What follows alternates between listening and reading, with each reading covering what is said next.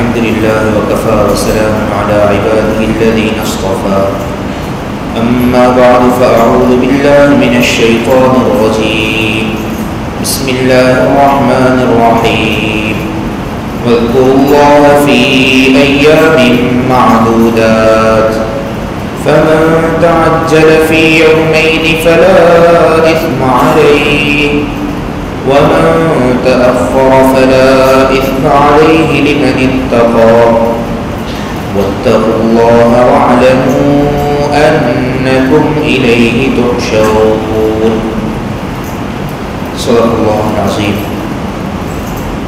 আল্লাহ তাআলার দরবারে অসংখ্য অগণিত শুকরিয়া আদায় করছি, যিনি আমাদেরকে কোরআনের মহা মূল্যবান নিয়ামত দান করেছেন এবং পৃথিবীর শ্রেষ্ঠতম মজলিস কোরআনের ছায়ায় কিছু সময় অতিক্রম করার জন্য আমাদেরকে এখানে বসার সৌভাগ্য দান করেছেন। আলহামদুলিল্লাহ। আজ আমরা কোরআন মাজিদের সূরাতুল বাকারার 203 নম্বর আয়াতের তেলাওয়াত শুনলাম। এটি সূরা বাকারার হজ সংশ্লিষ্ট আলোচনার সর্বশেষ আয়াত। আমরা জানি যে সূরা বাকারায় আল্লাহ রাব্বুল আলামিন হজের আলোচনা শুরু করেছেন 196 নম্বর আয়াত থেকে এবং ধারাবাহিকভাবে এগুলো আমাদের মজলিসে আলোচনার পরে আজকে 203 নম্বর আয়াতে এসে আমরা হজ সংশ্লিষ্ট আলোচনা সমাপ্তিতে চলে যাচ্ছি। ইতিপূর্বে রমজানের আগে আমরা 204 থেকে নিয়ে আরও কিছু আয়াত পড়েছিলাম, যেখানে বিবাহ শাদী তালাক ইত্যাদির মাসালাগুলো সবিস্তারে আলোচনা হয়েছে। ইনশাআল্লাহ ওটা আমরা আবার হজের মৌসুমের পরে ধারাবাহিক আমাদের যেখানে ছিল সেখানে আবার আমরা চলে যাব। আজকে আমরা যে আয়াতটি পড়লাম এই আয়াতের সরল অনুবাদ হচ্ছে ওয়াযকুরুল্লাহা ফী আইয়ামিন মা'দুদাত। আর তোমরা আল্লাহ তাআলাকে স্মরণ করো, গণনা করা যায় এমন কয়েকদিনে। অন্যান্য সময় তো আল্লাহ তাআলাকে স্মরণ করবেই, কিন্তু এই বিশেষ দিনগুলোতে আল্লাহ রাব্বুল আলামিনের স্মরণকে আরো বাড়িয়ে দেয়। কোরআন মাজিদে কত জায়গায় আল্লাহ রাব্বুল আলামিন তার জিকিরের কথা বলেছেন, কত ভাবে বলেছেন, কত দরদ মাখা আবেদনের সাথে বলেছেন। এগুলোর উদ্দেশ্য হচ্ছে বান্দা যেন তার জীবনটাকে জিকিরের জীবন বানিয়ে ফেলে।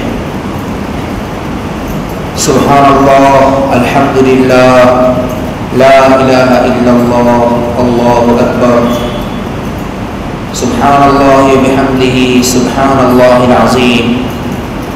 এক একটা কথা আসমান জমিনের চাইতেও বেশি দাম। এক একটা শব্দ আসমান জমিনের যাবতীয় নিয়ামত একদিকে, আর এগুলো হচ্ছে একদিকে। ছোট শব্দ কিন্তু পাওয়ার অনেক, ছোট শব্দ কিন্তু শক্তি অনেক। বিপরীত জিনিসের মাধ্যমে আমরা শব্দের শক্তি অনুভব করি।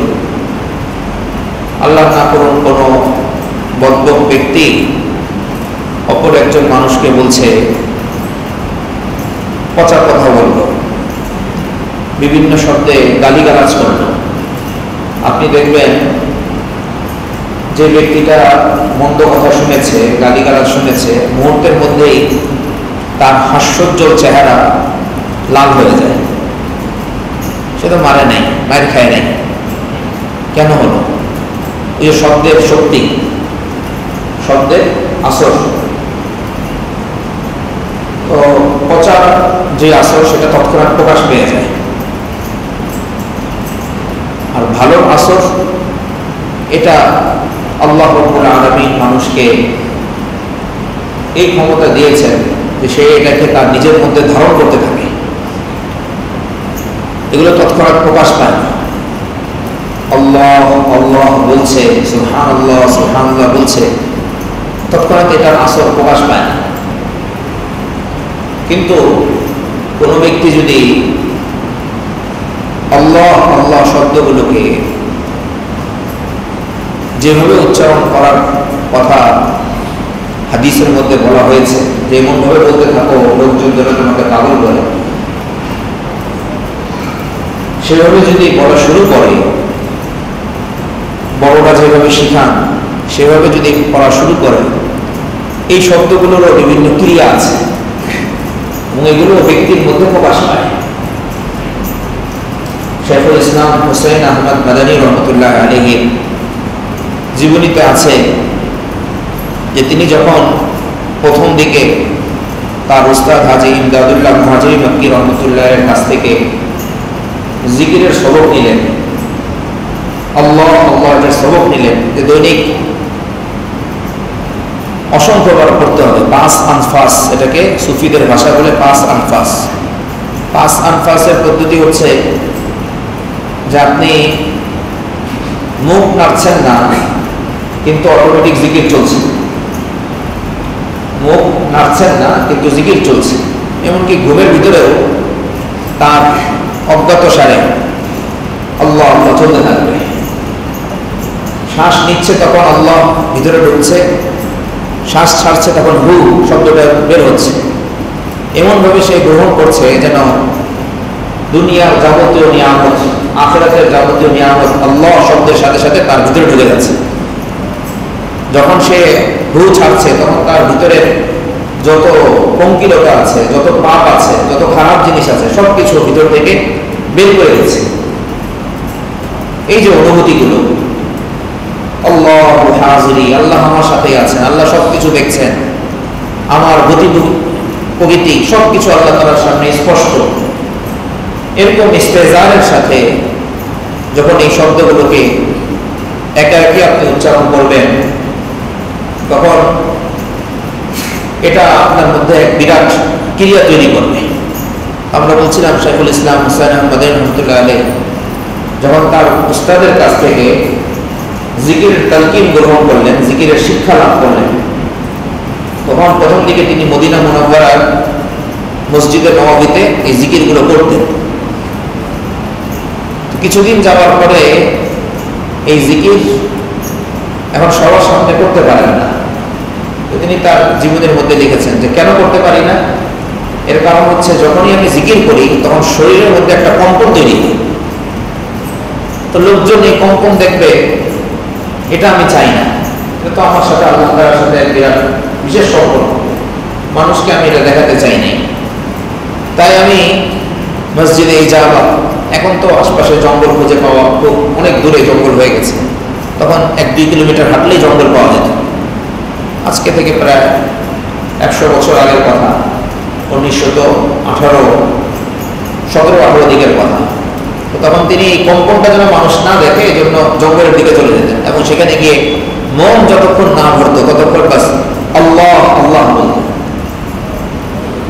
এই যে এখানে যে কথাগুলো, মন যতক্ষণ না ভরতো ততক্ষণ আমি আল্লাহ আল্লাহ জিকির করতে থাকতাম। তাহলে বোঝা গেল মন ভরা পর্যন্ত আল্লাহ তাআলাকে ডাকা যায়। আমাদেরও মন ভরে, খাবার দাবার করে আমাদের মন ভরে, বিভিন্ন রেস্টুরেন্টে গেলে আমাদের মন ভরে, আজকে বন্ধুদের সাথে আড্ডা দিয়েছি অনেক লম্বা সময় পর্যন্ত মন ভরে, আরো বিভিন্ন কাজে মন ভরে বলে আমরা দাবি করি। অথচ মন তো ভরবে আলা বিযিকরিল্লাহি তাতমাইন্নুল কুলুব, আল্লাহ তাআলার জিকিরেই তোমার মন ভরবে।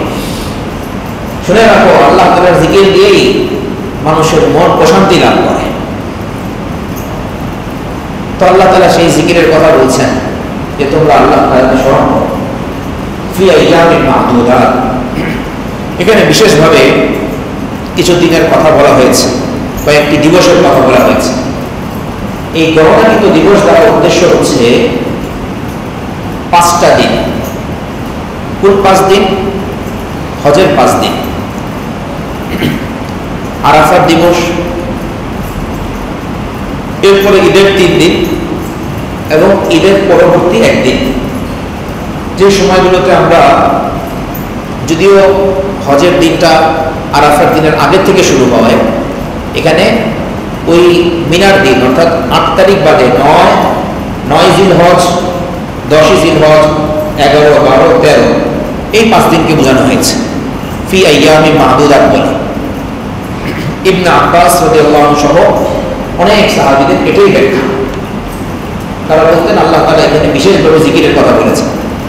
এই সময় আমরা যারা আল্লাহ তাআলা যাদেরকে হজের তৌফিক দেন, তারা তো বিশেষভাবে জিকির করেনি। জামারাতে পাথর নিক্ষেপ করার সময় জিকির, চলতে ফিরতে জিকির, তওয়াফের সময় জিকির, সাইর সময় জিকির, পশু কুরবানি করার সময় জিকির, জিকির তো চলতেই থাকে এই সময়। আর যারা দেশে থাকেন তারাও এই সময়টা জিকিরের মধ্যেই থাকেন। একটা জিকির সবাই আমরা কখন ধরে করি এই সময়, আরাফার দিন ফজরের নামাজের পর থেকে নিয়ে ঈদের পর দিন আসরের নামাজ পর্যন্ত, প্রতি নামাজের পরে আল্লাহু আকবার, আল্লাহু আকবার, লা ইলাহা ইল্লাল্লাহু ওয়াল্লাহু আকবার, আল্লাহু আকবার ওয়ালিল্লাহিল হামদ উচ্চ স্বরে পুরুষদের জন্য একবার বলা ওয়াজিব, আর মহিলারা নিম্ন স্বরে একবার এটা বলবে প্রতি ফরজ নামাজের পর। তো আল্লাহ তাআলা এই জিকিরগুলোর কথা এখানে বিশেষভাবে করতে বলছে যে এই দিনগুলোতে তোমরা খুব বেশি আল্লাহ তাআলার জিকির করো, আল্লাহ তাআলাকে স্মরণ করো।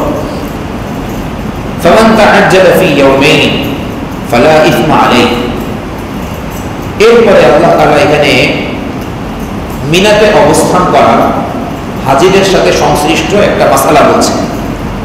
সেটা হলো এই, হাজী সাহেবদের পাথর মারার নিয়ম হলো, শয়তানকে বা জামারায় পাথর মারার নিয়ম হচ্ছে, প্রথম দিন হলো 10 তারিখ। 10 তারিখ তারা পাথর নিক্ষেপ করবে, আমরা বাংলায় যেটা সহজ ভাষায় বলি শয়তানকে পাথর নিক্ষেপ করবে। 11 তারিখও তারা পাথর নিক্ষেপ করবে, 12 তারিখও পাথর নিক্ষেপ করবে। এই 3 দিন বাধ্যতামূলকভাবেই পাথর শয়তানকে মারতেই হবে। এরপরে কোনো ব্যক্তি যদি তৃতীয় দিন সূর্যাস্তের পরেও মিনার যে স্থান, মিনার একটা বাউন্ডারি আছে, সীমানা আছে, এটার ভিতরে যদি থাকে তাহলে তাকে চতুর্থ দিনও মারা তার উপরে আবশ্যক হয়ে যাবে।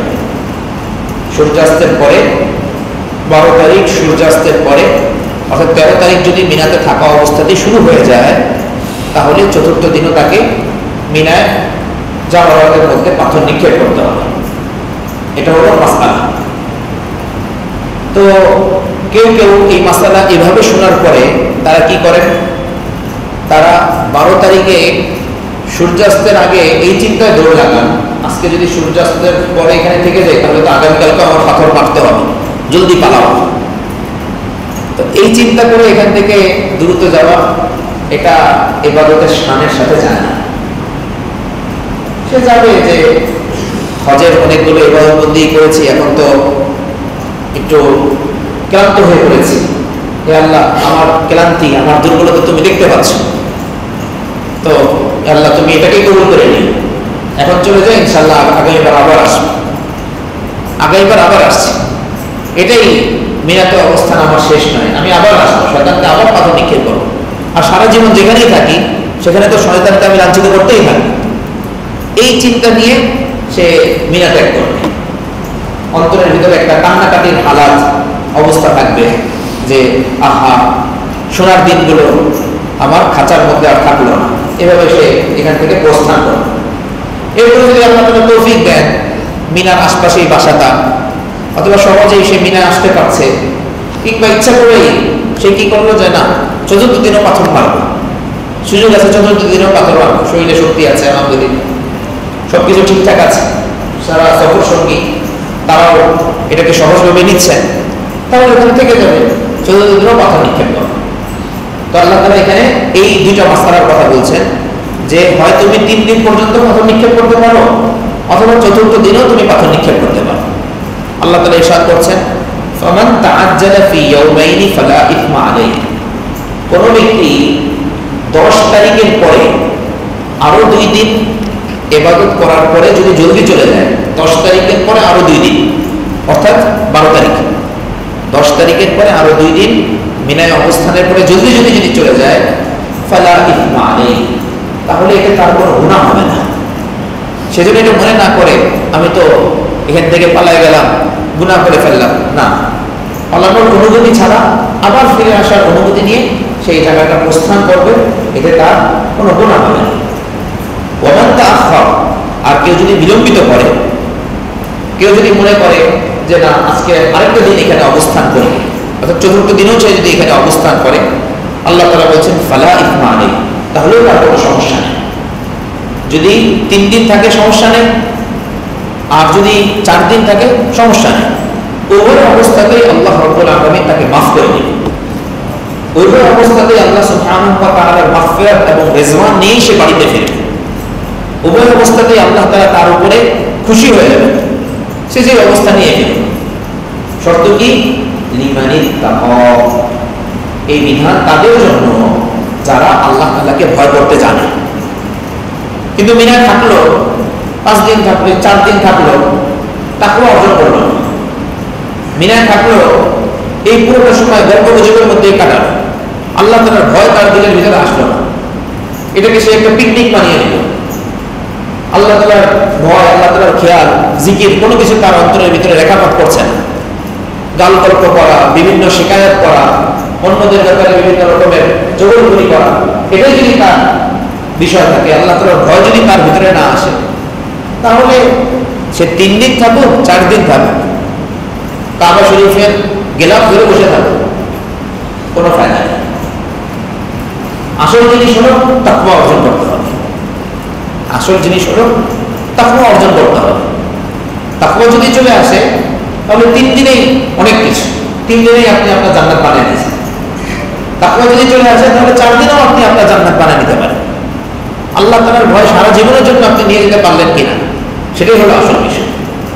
যদি সেটা নিয়ে আসতে পারেন, তাহলে রাসূলুল্লাহ সাল্লাল্লাহু আলাইহি ওয়াসাল্লামের ওই বিখ্যাত হাদিস, এমন ভাবে সে বাড়িতে ফিরল যেন সে সদ্য প্রসূত শিশু বাচ্চার নেয়। আজকেই যেন তার মা তাকে প্রসব করেছে।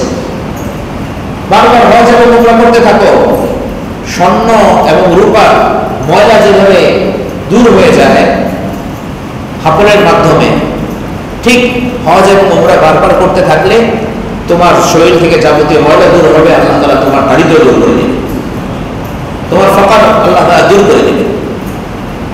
তো তাকওয়া অর্জন করলে অটোমেটিক ভাবে এগুলো চলে আসবে। এই জন্য শেষে আল্লাহ তাআলা, হজ আলোচনার শেষে আল্লাহ তাআলা আবার বলে দিচ্ছেন ওয়াত্তাকুল্লাহ, আর আল্লাহকেই ভয় করো। হজ থেকে আল্লাহ তাআলার ভয়কে নিয়ে আসো, এটাই হলো আসল জিনিস, এটাই নিয়ে আসতে হবে। এখন তো আমাদের হজ থেকে নিয়ে আসতে হয় চাইনিজ তৈরি, মেড ইন চায়নার জায়নামাজ, মেড ইন চায়না কম্বল। যদি 2টা ইয়ার ভরে না নিয়ে আসি, তাহলে কেমন হবে? তো ছোটবেলায় একটা গল্প শুনেছিলাম, খুব সম্ভবত নানির কাছে শুনেছি। একজন ব্যক্তি বিদেশে থাকছেন অনেক লম্বা সময়, এখন তার বাড়ির লোকজনের খুব চিঠি পাঠাচ্ছে কি কি নিয়ে আসবো, খুব আশা। চিন্তা করতেছে কি নিয়ে যাবো, টাকা পয়সা তো তেমন কামাই করি নেই। তো অনেকক্ষণ চিন্তা ভাবনা করার পরে সে পুরো একটা ব্যাগ ভরে যতটুকু আনা যায় ব্যাগ করে নিয়ে আসছে। তো ওই সময় তো আর প্লেনের না, ওজন ফ্রি, যে যতটুকু নিয়ে আসতে পারে এইভাবে আসছে, সে শিপে করে আসছে।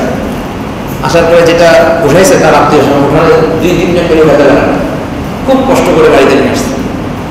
খুলে দেখে ওটার মধ্যে একটা পাতা পোতা ভরা, পাটা যেটা দিয়ে ইয়ে করে পাতা পোতা ভরা, এগুলো সে নিয়ে আসছে। তোমরা তো এগুলিই চাও, পরিবারের লোকজন তো এটাই চায়, আর আমরাও তাদেরকে এরকম একটা ইয়ে দিয়ে রেখেছি যে তোমাদের জন্য এগুলো নিয়ে আসো। নিয়ে আসার জিনিস হলো আল্লাহ তাআলার তাকওয়া, নিয়ে আসার জিনিস হলো আপনার জীবন এবং আখিরাতের জন্য নিরাপত্তা, নিয়ে আসার জিনিস হলো বারাকা।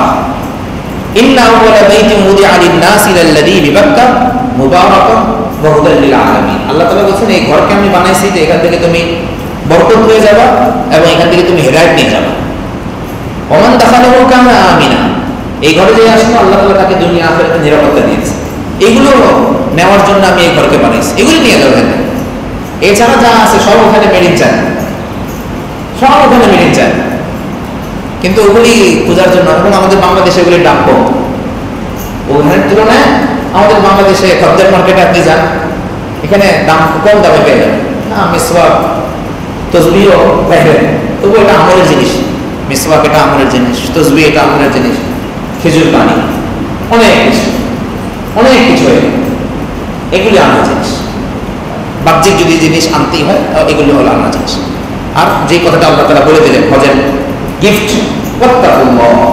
আল্লাহ ভয় সাথে নিয়ে আল্লাহকে ভয় করো, ওয়ালামু এবং খুব ভালো করে জেনে রাখো আন্নাকুম ইলাইহি তুহশারুন, তোমাদেরকে তার কাছে একত্র করা হবে, তোমাদেরকে তার কাছে একত্রিত করা হবে। তো আলহামদুলিল্লাহ আমরা আজকে 203 নম্বর আয়াত পড়ার মাধ্যমে সূরা বাকারার হজের অংশটুকু আলোচনা শেষ করলাম। আমাদের পরবর্তী মজলিস ইনশাআল্লাহ হজের পরে আমরা ধারাবাহিকভাবে হজ এবং ঈদের ছুটির পরে ইনশাআল্লাহ আমরা ধারাবাহিকভাবে সামনে এগিয়ে যাব। যে কথাগুলো বলা হলো শোনা হলো, আল্লাহ তাআলা আমাদেরকে আমলের তৌফিক দান করেন। আল্লাহ তাআলা আমাদের সবাইকে বারবার হজ এবং উমরা করার তৌফিক দান করেন। আমিন। ওয়া আখিরু দাওয়ানা আলহামদুলিল্লাহি রাব্বিল আলামিন। সুবহানাল্লাহি ওয়া বিহামদিহি, সুবহানাকাল্লাহুম্মা ওয়া বিহামদিক, আশহাদু আল্লা ইলাহা ইল্লা আনতা, আস্তাগফিরুকা ওয়া আতুবু ইলাইক।